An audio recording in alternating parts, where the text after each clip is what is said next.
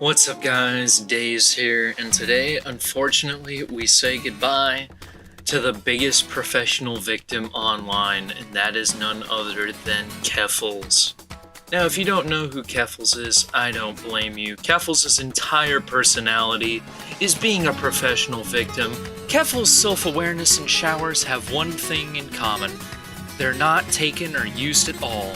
Xanderhal made an hour-and-a-half long video about Keffals. Keffals' only response to this was that the thumbnail was transphobic.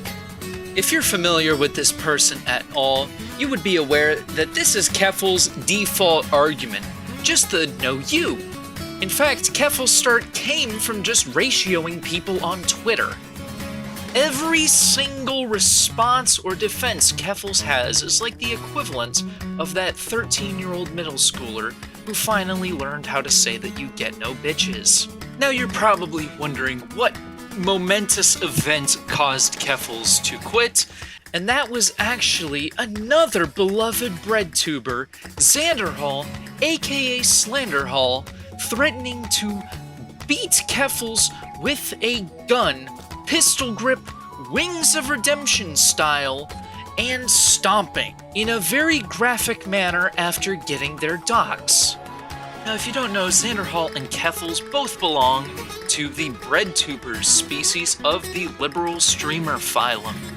Called Breadtubers, I can assure you, the only thing these guys bake is absolutely shit takes. These streamers are the kind that if you even disagree with one of the opinions that they have established in their hive mind, you're either an ist or a phobe. You must be wondering what Keffals did to earn such rage and anger from Xanderhal, and well, it's stupider than you probably think. I want you to think of the stupidest reason that these leftist YouTubers could be fighting over each other, and I can assure you it's stupider than that. Do you have that reason? Are you ready? It's because Keffals and Shoeonhead are friendly with one another. Yup, you heard that right. You know what's ironic, guys? These are the same fucking people that preach about love and acceptance and how they're so open-minded and progressive. But if you dare talk to anyone they don't like, grrr, you're a literal Nazi. You're literally Adolf Hitler himself, dude. Holy fucking shit. You know, Xanderhal is the equivalent of that nice guy who sends whatever message he needs to get a girl to like him, but as soon as the girl rejects him, he does the typical, "Oh, fuck you, bitch, I never was even interested in your slutty ass, you fucking whore, no guy likes you, by the way, you're ugly." He'll lick your rectum and do 360s on your dick until you do anything that dares challenge him or his worldview. And then he'll throw out those classic lefty death threats. Again, I want to get this out of the way too, because I know I'm gonna have someone in my fucking comments saying, "Oh, you're only attacking Keffals.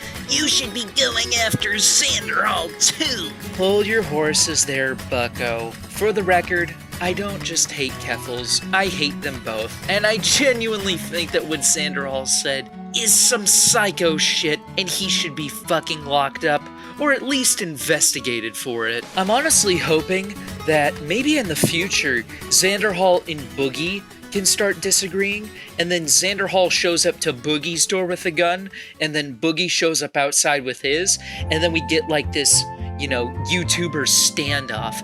Dude, that shit would pop off so much. Imagine that. Francis versus Xanderhal. That could be a new skit, Boogie. Write this idea down. The next one's gonna be 1999, and I expect royalties on it. So, of course, Xanderhal's spiraling is what caused Keffals to finally decide to leave. Keffals actually made a full response on Twitter, so let's get into it.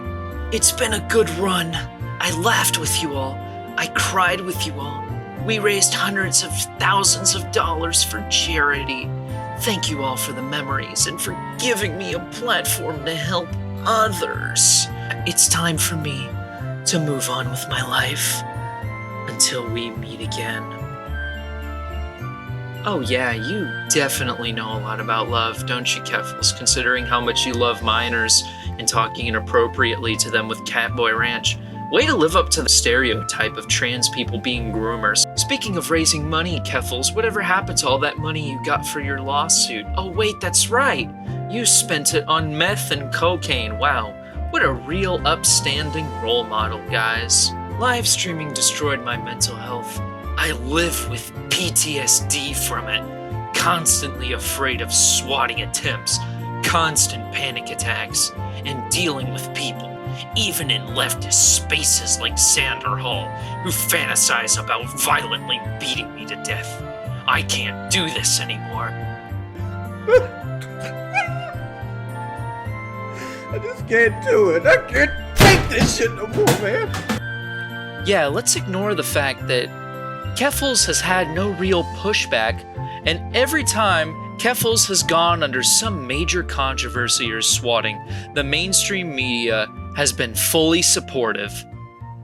No one wants to beat you up, Keffals. You're not a fucking martyr. You're not an undercover journalist. You're not in the fucking front lines of the Gaza Strip trying to talk while there's fucking bombs whizzing overhead, holding on for dear fucking life.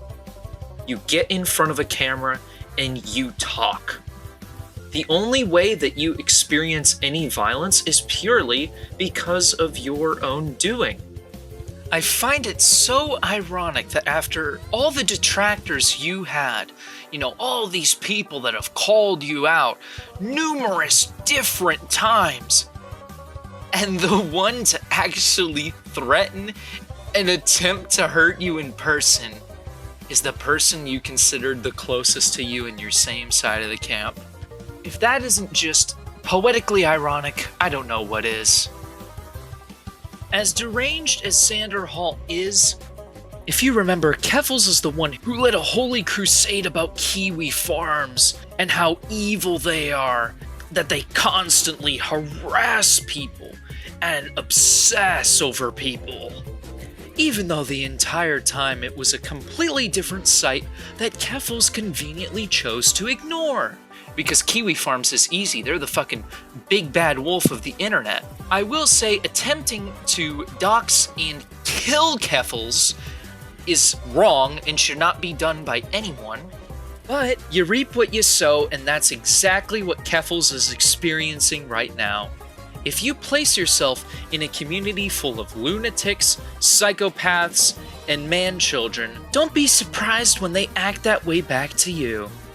You're just getting what you give. Now own it. It's pretty ironic that you're afraid of live streaming and swatting considering you constantly broadcasted your location. Like when you bought a bunch of equipment to film yourself, even though you said you were fearing for your life on the run. Like you're fucking Jason Bourne or something. Well, I watched all of those movies and he didn't exactly walk around pointing a fucking camera in his own face. I have friends, loved ones, a social life, and I am thriving in my life offline. Yeah, loved ones. That's funny you bring that up. What did you say about your fiance again after the relationship that went sour?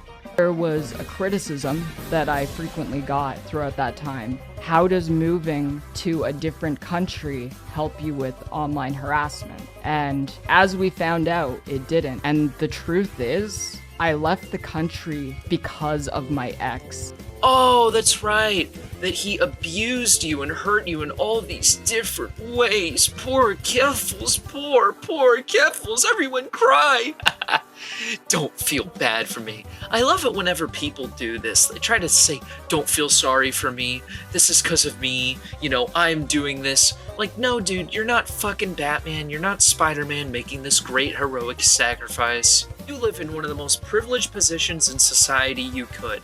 It doesn't take that much work to turn on a fucking camera, sit your ass down, and talk for 4 hours compared to what some people do. Stop trying to do the fucking Hassan Piker argument that, streaming is so hard, streaming is the worst. It literally is the easiest form of online content to generate and requires little to no effort. Leaving everything behind was a really difficult decision, but one I ultimately made because I love myself and want to experience a life that's worth living. Keffals is right about one thing, and that's being a narcissist. No matter what situation Keffals has been put in, it doesn't matter what happens, Keffals can never be in the wrong, no matter what. It's always someone else's fault. The finger is always pointing at someone else. Keffals is like that one younger cousin you have when you try to play a game with them. They start changing the rules and get really angry and screaming at you and calling you all kinds of names when they don't win. And just like this absolute brainlet is finally gone. And, we can heal a little bit. I felt the world, let out a cry of relief when Keffals tweeted this out. Do I think it's gonna last? Absolutely not. Personally, I don't think Xanderhal or Keffals either deserve a platform. There's no real winner in this situation, only losers, and really goes to show just how perfectly fit for one another these two are. Hopefully though, since Keffals is leaving, Xanderhal can quickly follow behind him and we can achieve peace at last. What a beautiful day this turned out to be. I can finally rest and watch the sun rise in a grateful universe. That's about gonna do it for the video, guys. Thank you all for watching, and I hope you have a great rest of your day. See ya and bye.